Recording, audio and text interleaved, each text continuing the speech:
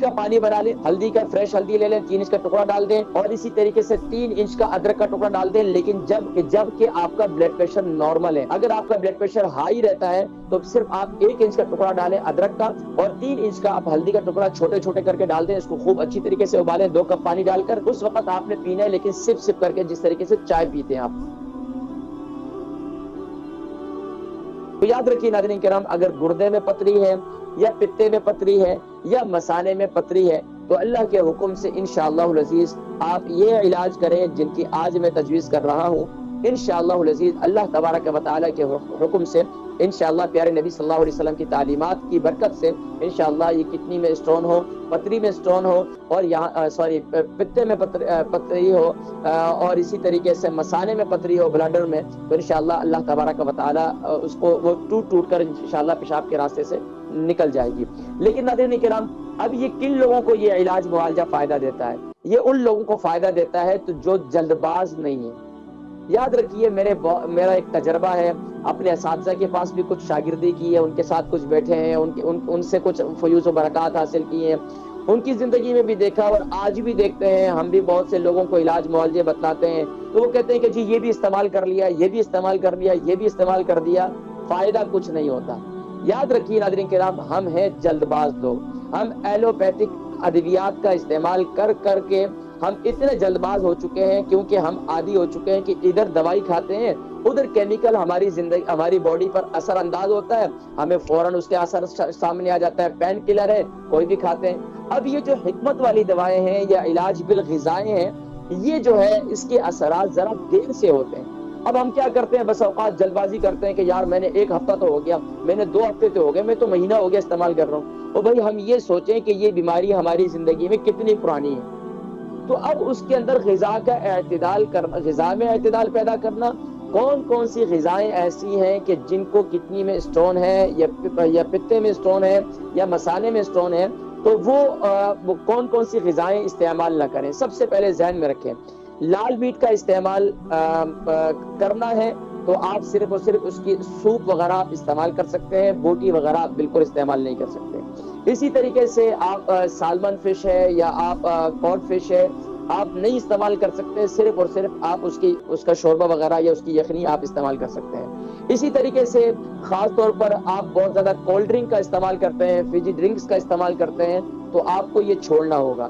اس کے ساتھ ساتھ انڈے کا زیادہ استعمال، انڈے کا بوائل ایگ کا زیادہ استعمال اور زیادہ نٹس کا استعمال، یہ ساری چیزیں جو ہے کڈنی کے جن کو اسٹون ہے تو وہ ان چیزوں سے پرہیز کریں گے۔ اس کے علاوہ خاص طور پر نمک سے جتنا ہو سکے، نمک ویسے بھی اتنا زیادہ استعمال نہیں کرنا چاہیے، کیونکہ اس ملک کے اندر ہمیں پسینہ نہیں آتا، ہمارا یورک ایسڈ باہر نہیں آتا، تو وہ اندر ہی اندر کیا ہے، وہ اندر ہی اندر جو ہے وہ جمع ہونا شروع ہو جاتا ہے اور وہ پھر کڈنی میں اسٹون بن جاتا ہے۔ تو کوشش یہ کریں کہ جن کو کڈنی درد رہتا ہے یا کڈنی میں اسٹون ہے یا پتے میں اسٹون ہے یا بلیڈر میں اسٹون ہے، تو وہ جو ہے یعنی کہ یہ استعمال نمک کا استعمال کم کریں یا نمک کا استعمال چھوڑ دیں، تو یہ بہت ہی مفید ہے۔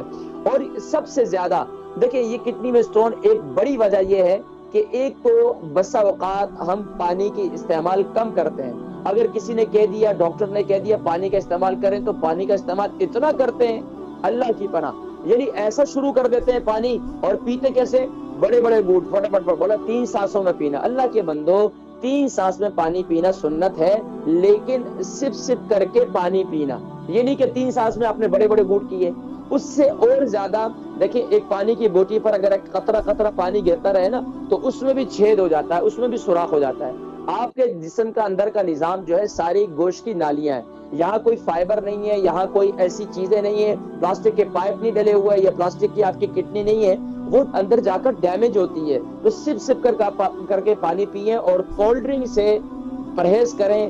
اگر آپ لوگ، ہمارے اکثر نوجوان جو ہے بس کولڈ ڈرنک کا استعمال زیادہ کرتے ہیں، تو جو کولڈ ڈرنک کا زیادہ استعمال کرتے ہیں ان کے کڈنی بھی جلدی ڈیمیج ہو جاتے ہیں، اور یہاں تک کہ ڈائلیسس کا مرض اس ملک کے اندر کتنا زیادہ بڑھ رہا ہے، بلکہ اب تو پوری دنیا کے اندر۔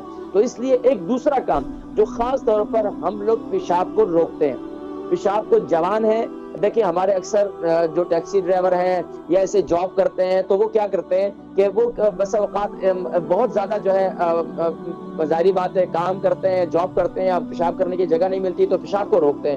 اسی طریقے سے رات کو پیشاب آیا ہوا ہے تو اب کون اٹھ کر جائے.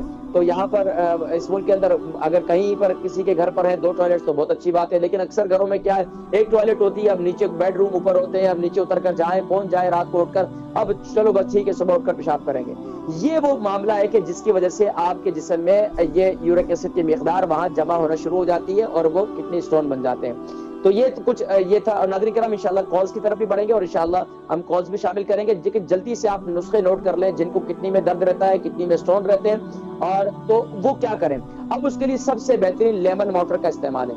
لیمن واٹر آپ استعمال کریں. وہ کیسے استعمال کریں کہ آپ ایک نیم گرم پانی لے لیں 1 گلاس، اس کے اندر لائم ایک ہوتا ہے یہاں پر لیمبو بڑے والا ہوتا ہے یلو کلر کا، وہ نہیں استعمال کرنا. جو آپ نے پاکستانی نیمبو جسے چھوٹا نیمبو کہتے ہیں ہم لوگ، وہ یا انڈیا پاکستان یہ اس کے اندر ہوتا ہے چھوٹا لائم، وہ جو ہے اس کو آپ نے کاٹ کر آدھا یا ایک آپ اس کے اندر ڈال دیں اچھی طریقے سے، اور اس کو اس کے اندر 1 چمچ کلونجی کا تیل ڈال کر اس کو استعمال کریں. یہ بھی کر سکتے ہیں آپ سنترے کا جوس، یعنی کہ آپ مالٹے کا جوس بھی لے سکتے ہیں، اورنج جوس لے سکتے ہیں، اس کے اندر 1 چمچ آپ کلونجی کا تیل ڈال کر اس کو استعمال کر سکتے ہیں. یہ 2 نسخے ہو گئے. تیسرا نسخہ یہ ہے کہ آپ کوکونٹ واٹر کا زیادہ استعمال کریں. کوکونٹ واٹر یعنی کہ کھوپرے کا پانی دن میں زیادہ استعمال کریں، یہ آپ کی کڈنی کے لیے بہت مفید ہے. اس کے علاوہ فروٹ کے اندر تربوز کا استعمال کریں، خربوزے کا استعمال کریں، یہ بہت مفید ہے. اس کے علاوہ ایک نسخہ اور ہے، وہ کیا کریں آپ کلونجی کا تیل، زیتون کا تیل اور لیمن واٹر.